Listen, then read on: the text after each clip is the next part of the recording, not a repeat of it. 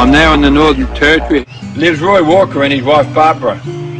Roy, now in his mid-70s, has lived in the bush all his life. And at 72, you've come back up here on the ridge. Oh, yeah. And starting again. Yeah. And you're building these incredible shelters. Yeah. Then what about those stockyards I saw coming in? Oh, Barbara's doing all that down there, the paddling. She can work. She swings the bar and the saw and everything. She can joggle out and everything. Now, Barbara's a bit younger than you. Where's she from? Switzerland. Switzerland? Yeah, Zurich. Zurich.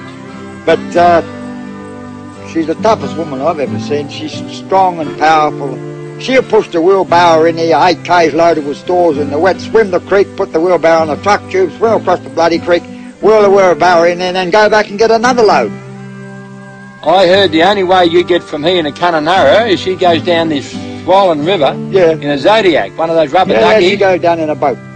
Well, one of those rubber duckies? Yeah, yeah. All the way down to Kununurra? And you're going to wait here? Yep. Will you go with her? No, I went once. No more, half, and the river was half flowing. Yeah. I tell you what, that bloody river, it's got a crown on it. Yeah. You're up top and you ought to see where she goes in there.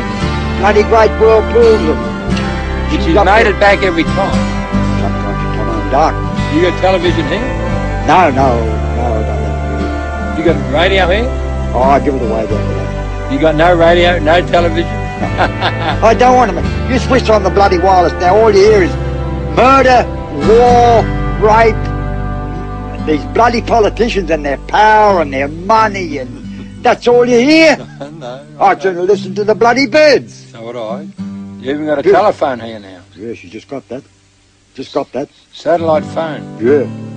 How long you had that? A couple of months. So at 72 you got the phone on? Jeez, you don't need anything here, do you? No, I don't like the bloody telephone.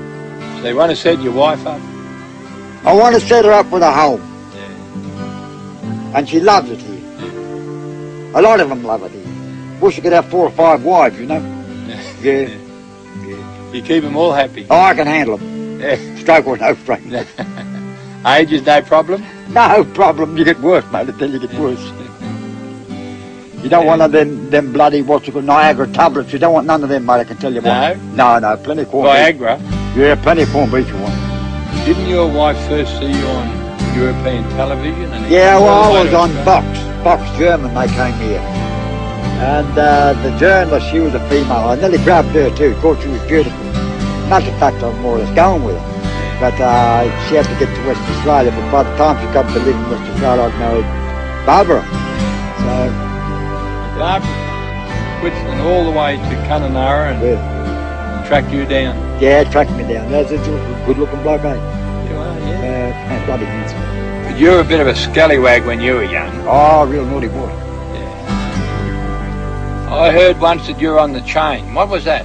Oh, that was back in Fitzroy. That was back in the 40s. Well, what do you mean when they say you're on the chain? Well, they chained us for 7 days under the bow shed. What, round the neck? Yeah, and on the wrist. Yeah? The troopers. Yeah. And cohabitating with Aboriginals, that's what it was. The main thing. You weren't allowed to talk to them. Not in town. Not at all? No. No? They call that cohabitating, and you could get up to 12 months for cohabitating. Just from talking to an Aboriginal? Yeah, especially if you're caught giving them booze, which we didn't give them booze, but we cohabitated with them. Yeah. Matter of fact, I slept with a couple of young studs, and they found out. The boy told the trooper come out and collected us. And took us up into the court. Well, we got 7 days on the chain because there was no jail there. It was only where they used to chain the spearers. Yeah, all the cattle spearers, they chained them there. Aboriginal for spearing cattle. Yeah, and we were chained with them. Yeah. But daytime you got one on the neck, 8-foot lead. Yeah. Nighttime you got one on the wrist and one on your neck, a 4-foot lead. You could lay down with it. Yeah. And I'll tell you what, the bloody mosquitoes. Bad.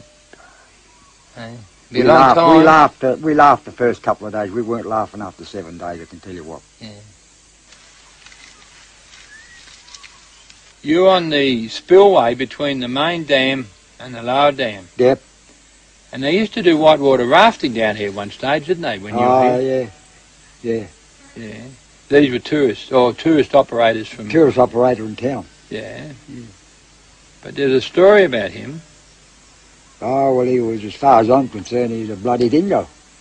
I wanted him to come in here and have a meeting and discuss about helping me maintain the road, and then he can use it as much as he wanted. He could even bring his people in here. Yeah. But no, he wanted the lot.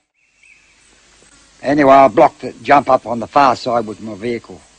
Yeah, the jump up's a high point on the road. So he couldn't go past to pick up his people. The raft went down. The raft went down early in the morning. Yeah, and about an hour's time up he come. He jumped out of his car, I blocked him, and I'm up in the rocks. And I asked him what his name was, and he said Ian McGilt. So I put a bullet in alongside him, and he took off. He spun around, he started to get a bit shaky, so I put one in close, he off. He off! Flat out. So I picked up my guns and I went down to the raft and I ordered them off the raft, and I blew the raft up. And they off like bloody rabbits. You shot it? I shot the raft. What with? Shotgun? Shotgun.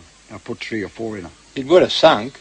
She sank like a bloody puff balloon, like a bloody bread going down, like a balloon. And all those young backpackers and everything? They off. Off into the scrub like rabbits. They off. Yeah. And I knew there'd be strife. Come home and then I appeared in court the following Tuesday, and I got a $300 fine for blowing up the raft and probation. Still like your horses? Yeah. I couldn't live without them. No. No, they're part of this.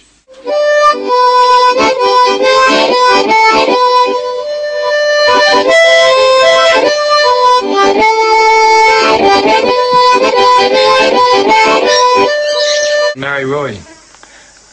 Because I married him for his good look and his money.